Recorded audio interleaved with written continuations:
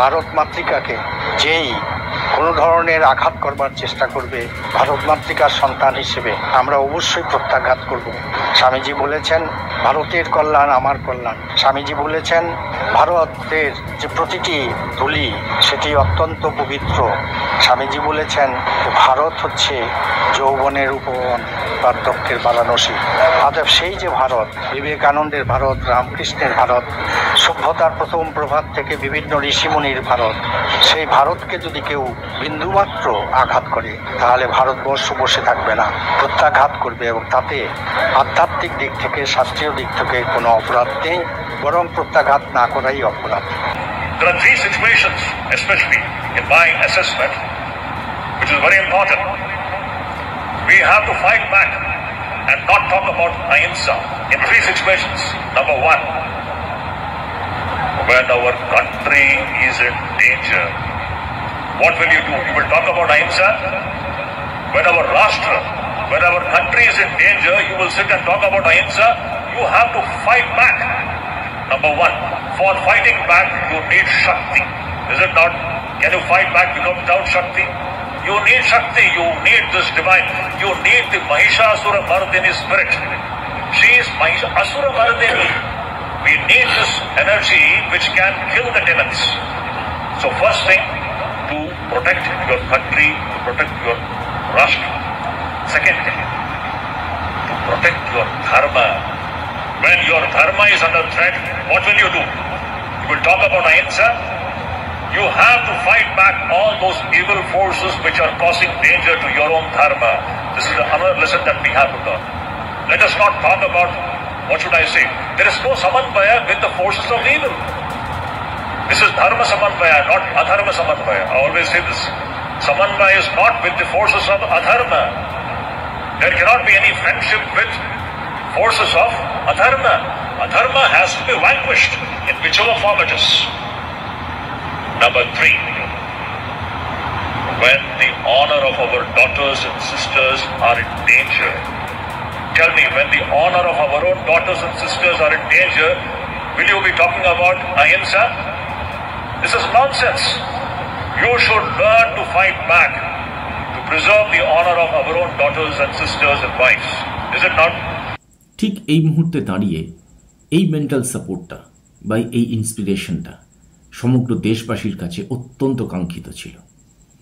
যেখানে দেশ সংকটে আমাদের সেনাবাহিনী লড়ছে ফ্রন্টে, আমরা লড়ছি দেশের মধ্যে মানসিকভাবে, সমগ্র জাতি কাঁধে কাঁধ মিলিয়ে সন্ত্রাসবাদের বিরুদ্ধে যুদ্ধ করছে, সেই সময় তাদের এই ইন্সপিরেশন বা এই মেন্টাল সাপোর্ট যাই বলুন, এটা দেশবাসীর কাছে একটা বিরাট বড় অক্সিজেনের মতো। একদিকে জঙ্গিদের আক্রমণ, উল্টো দিকে প্রত্যাঘাতের প্রস্তুতি, ব্ল্যাকআউট, যুদ্ধ হবে কি হবে না, সব মিলিয়ে যে একটা বিরাট দোদুল্যমান অবস্থা। এই সময় গোটা জাতিকে যে কনফিডেন্স দেওয়া, এটা যে কত বড় গুরুত্বপূর্ণ সেটা বোঝার ক্ষমতা আমি জানি না আমাদের কজনের আছে।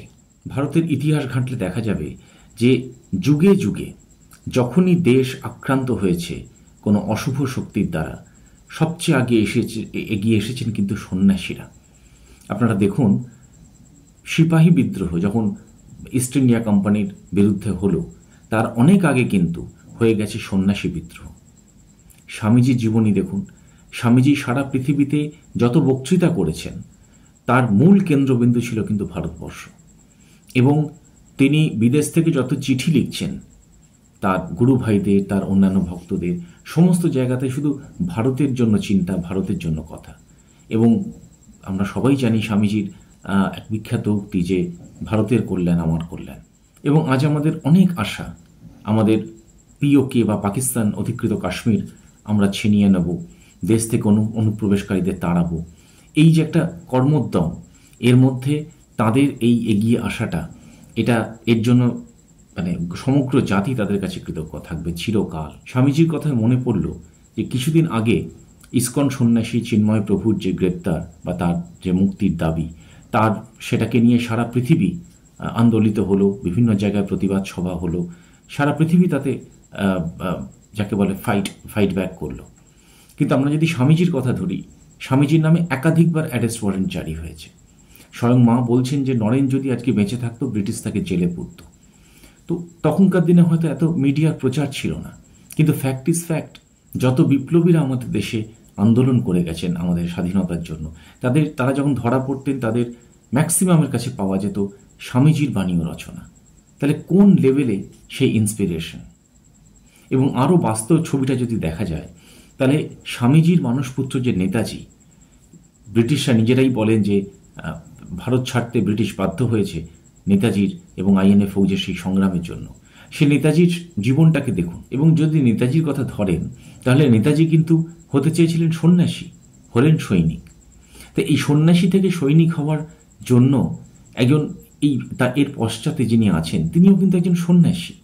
রাজা মহারাজের এই কন্ট্রিবিউশন সারা দেশ ভুলে যেতে পারে না।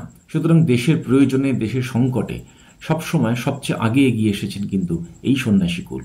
এবং একটা বিষয় এখানে বিশেষভাবে লক্ষণীয়, ভারতের যে ভৌগোলিক যে স্ট্রাকচার, তাতে সাধারণত বলা হয় যে ভারতকে লড়তে হয় 2.5 ফ্রন্টে, কিন্তু আমি বলছি ভারত লড়ছে অ্যাকচুয়ালি 3.5 ফ্রন্টে। কারণ লাস্ট ফ্রন্টটা ভারতের নিজের মধ্যে, এবং তার প্রমাণ আমরা পেলাম মাত্র কিছুদিন আগে আমাদের এই শহর কলকাতাতে, যখন সারা দেশ কাঁধে কাঁধ মিলিয়ে লড়ছে ঐক্যবদ্ধভাবে সন্ত্রাসবাদের বিরুদ্ধে, তখন কিছু মানুষ তারা রাস্তায় নেবে বলছেন যে ভারত যুদ্ধবাজ দেশ, এবং তারা বলছেন কি প্রয়োজন সন্ত্রাসবাদীদের সঙ্গে বা জঙ্গিদের সঙ্গে আলোচনার টেবিলে বসতে হবে।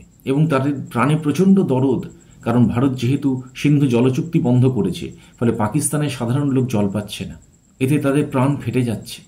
কিন্তু মুর্শিদাবাদের মানুষগুলো যখন অন্যায় অত্যাচারে গৃহহীন হলো, তখন এদের প্রাণ ফেটে যায়নি। যখন পেহেলগাঁওতে আমাদের মা বোনেদের সিঁদুর মুছে দেওয়া হলো, তখন এরা পথে নামেনি। কিন্তু ঠিক কখন পথে নামলো? যখন ভারত প্রত্যাঘাত করলো। ভালো করে বুঝতে হবে যে আইডেন্টিফাইড এনিমিকে আমরা চিনি, কিন্তু যারা দেশের মধ্যে বন্ধু সেজে শত্রু হিসেবে বসে আছে, তারা কিন্তু দে আর মোর ডেঞ্জারাস। ভারতবর্ষ সিন্ধুর জলচুক্তি বন্ধ করেছে বলে যাদের বুক ফেটে যাচ্ছে, তাদের একটা কথা স্মরণ করিয়ে দেওয়া ভালো। আমাদের হিন্দু ধর্ম বা হিন্দু শাস্ত্রে একটা কথা আছে, ওড়িকে মারি পারি যে কৌশলে। এবং শুধু তাই না, এদের একটা বিরাট বড় গুণ হলো যে সারা পৃথিবী যেখানে একত্রিত যে পাকিস্তান একটা সন্ত্রাসবাদী দেশ, সেখানে এদের মনে প্রশ্ন হলো যে পেহেলগাঁওতে যে অ্যাটাকটা হয়েছে সেটা যে পাকিস্তানই করিয়েছে, তার প্রমাণটা কি? এরা কিন্তু এদেশেই থাকে, এদেশেই খায়, এদেশেই পড়ে, এদের সব সুযোগ সুবিধা কিন্তু এদেশের নেয়, কিন্তু প্রয়োজনে এদেশের বিরোধিতা করতেও কিন্তু ছাড়ে না। They must be identified. একবার একজন খুব মজা করে একটা কথা বলেছিলেন আমাকে, বলেছিলেন জানবে যখন নামটা ছাড়া আর কোনো কিছুই এদেশের মতো নয়, তখন জানবে শুধু সেটা অ্যাডাপশন প্রবলেম নয়, সেটা প্রোডাকশন প্রবলেমও বটে। যে সন্ন্যাসী দুজনের কথা আপনাদের শোনালাম, তাদের সঙ্গে নতুন করে পরিচয় করানোর কিছু নেই, অনেকেই তাদেরকে চেনেন। প্রথমজন হচ্ছেন বেলুড় মঠের জেনারেল সেক্রেটারি মহারাজ পূজ্যপাদ শ্রীমৎ স্বামী সুবীরানন্দজি, আর আরেকজন হচ্ছেন আমাদের অদ্বৈত আশ্রমের সেক্রেটারি মহারাজ শ্রীমৎ স্বামী শুদ্ধিদানন্দজি। সমগ্র দেশবাসীর তরফ থেকে আমি রামকৃষ্ণ মঠ এবং মিশনকে, এবং বিশেষ করে এই সন্ন্যাসী দুজনকে আমার সশ্রদ্ধ প্রণাম নিবেদন করি। এবং সেই সঙ্গে দেশের অন্যান্য সমস্ত ধর্মীয় প্রতিষ্ঠানের যে মানুষজন আছেন বা ধর্মপ্রচারকরা আছেন, তাদের সবাইকে অনুরোধ করব যে আপনারাও এগিয়ে আসুন, আপনারাও একত্রিত হয়ে দেশবাসীর পাশে এসে দাঁড়ান এবং তাদেরকে ইন্সপিরেশন দিন, তাদেরকে উৎসাহ দিন, যাতে তারা আরও ঐক্যবদ্ধভাবে আমাদের এই জাতীয় সংহতিকে রক্ষা করতে পারে। দেশের ওপর কোনো আক্রমণ এলে যেন তারা একসঙ্গে কাঁধে কাঁধ মিলিয়ে লড়তে পারে।